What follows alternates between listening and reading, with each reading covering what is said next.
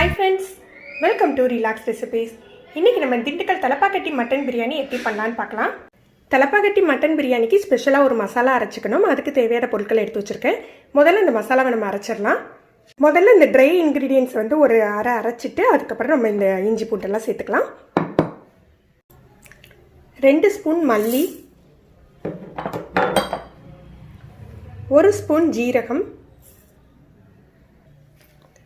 1/2 spoon சோம்பு, ஒரு 1/2 spoon, 1/2 teaspoon, எல்லாமே டீஸ்பூன் அளவு தான் எடுத்துருக்கேங்க. 1/2 டீஸ்பூன் மிளகு. இதெல்லாம் வந்து 1/2 கிலோ மட்டனுக்கு நான் இந்த அளவு சொல்கிறேன்.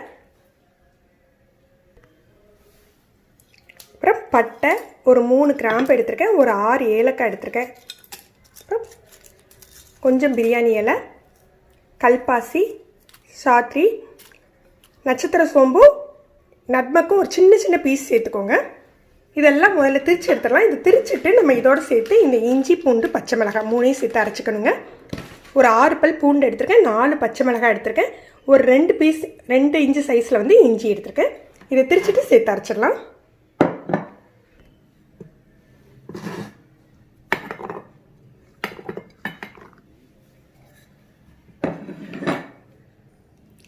இப்போ பிரியாணி மசாலா தயாராகிடுச்சு. 1 கப் போல் சின்ன வெங்காயம் எடுத்துருக்கேங்க. இதை அரைச்சி எடுத்துக்கணும். ரொம்ப நைஸாக அரைக்க வேண்டாம், 1-2 அரைச்சி எடுத்துக்கோங்க. 1 கப் சின்ன வெங்காயம் எடுத்துருக்கேன். இதை வந்து மிக்சியில் அரைச்சி எடுத்துக்கோங்க. ரொம்ப நைஸாக அரைக்க வேண்டாங்க, குறைன்னு அரைச்சி எடுத்துக்கலாம். வெங்காயத்தை இந்த மாதிரி அரைச்சி எடுத்து வச்சுக்கலாம். ஒரு 2 டேபிள் ஸ்பூன் நெய்யும் 2 டேபிள் ஸ்பூன் எண்ணெயும் சேர்த்துக்கலாம்.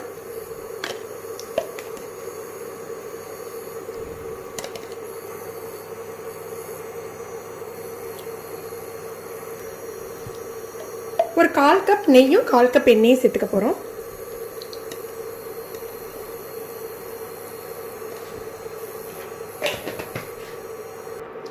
முதல்ல அரைச்சி வச்ச வெங்காய விழுதை சேர்த்துடலாம்.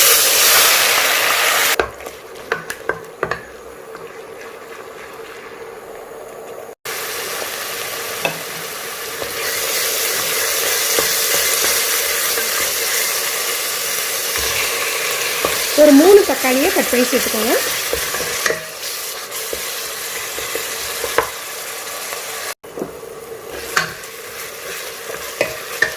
தக்காளி நல்லா மசிஞ்சிட்டு இப்போ நம்ம மசாலாலாம் சேர்த்துடலாம்.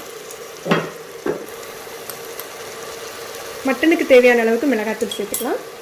ஏற்கனவே நம்ம பச்சை மிளகாவும் அரைச்சி போட்டிருக்கோம், அதனால் உங்கள் காற்றுக்கு தகுந்தாப்பில் போட்டுக்கோங்க. கொஞ்சமாக மஞ்சள் பொடி, இதில் நம்ம அரைச்சி வச்சுருக்க மசாலா, பிரியாணி மசாலா.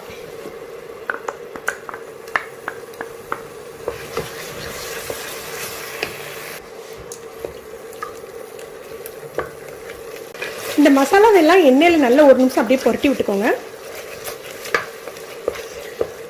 இந்த மசாலா சேர்த்தாக்கலே உங்களுக்கு நல்ல வாசம் வர ஆரம்பிச்சிடும்.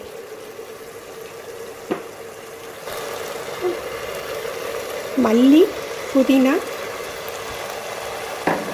இதோட தயிர் சேர்த்துக்கலாம்.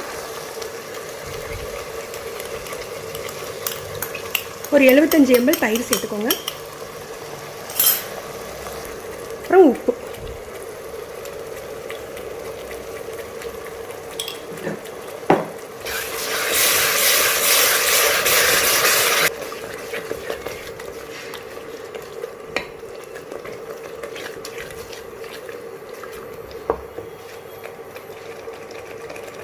½ kg மட்டன்.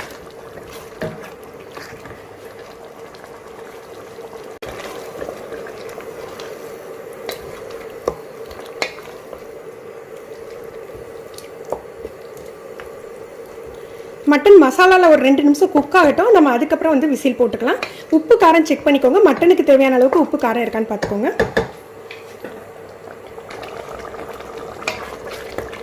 இப்போ மட்டனுக்கு தேவையான அளவுக்கு தண்ணி சேர்த்துக்கோங்க. இதில் ஏற்கனவே கொஞ்சம் தண்ணி இருக்குது, நான் ஒரு 1/2 கப் போல் தண்ணி சேர்த்துக்கிறேன். தண்ணி அளவு பார்த்துட்டு சேர்த்துக்கோங்க. இதை லோ டு மீடியம் ஃப்ளேமில் ஒரு 15 நிமிஷம் குக் பண்ணி எடுத்துக்கலாம். இல்லை நீங்கள் விசில் வைப்பீங்கன்னா எந்த அளவுக்கு விசில் வைப்பீங்களோ அந்தளவு வச்சு எடுத்துக்கோங்க. இந்த குக்கர் பார்த்தீங்கன்னா 5 litre stainless steel deep pressure pan. இதோட அன்பாக்சிங் வீடியோ நான் ஆல்ரெடி போட்டிருக்கேன். இதோட ரிவ்யூ சொன்னால் சூப்பராக ஒர்க் ஆகுதுங்க. நீங்கள் இன்றைக்கி நம்ம மட்டன் பிரியாணி நம்ம இதில் தான் செய்ய போகிறோம். எப்படி இருக்குன்னு பாருங்கள். அன்பாக்சிங் வீடியோ தேவைப்பட்டதுன்னா அதோட லிங்கை கீழே டிஸ்கிரிப்ஷனில் கொடுக்க.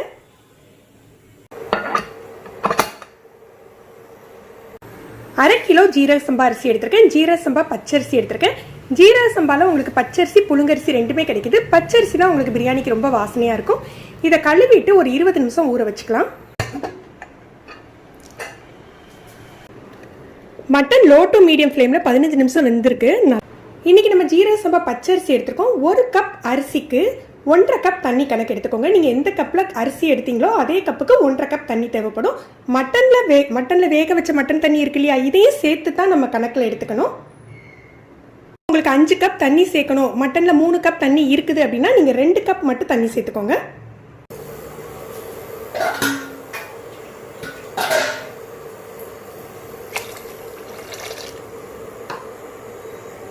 இப்போ நம்ம உப்பு காரம் எல்லாம் செக் பண்ணிக்கலாம். பிரியாணிக்கு தேவையான அளவுக்கு உப்பு காரம் எல்லாமே சேர்த்துக்கோங்க.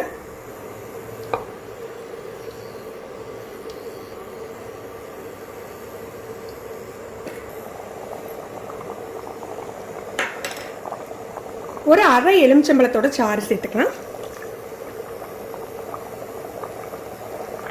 இப்போ நம்ம அரிசி சேர்த்தலாம்.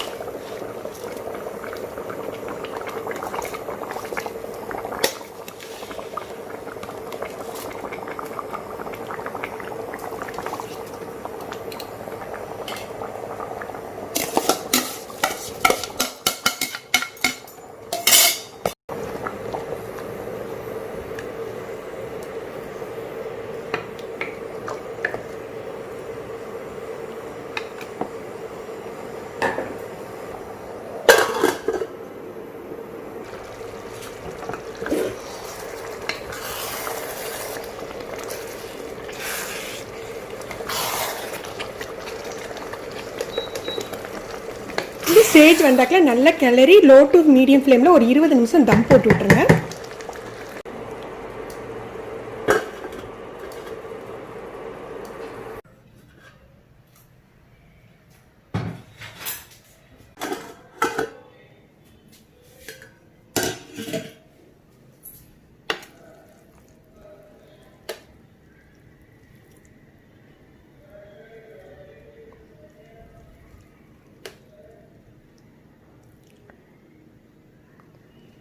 ரைஸு மட்டன் எல்லாமே ரொம்ப நல்லா குக் ஆகிடுச்சு. அதே சமயம் நல்லா பொலன்னு வந்திருக்கு.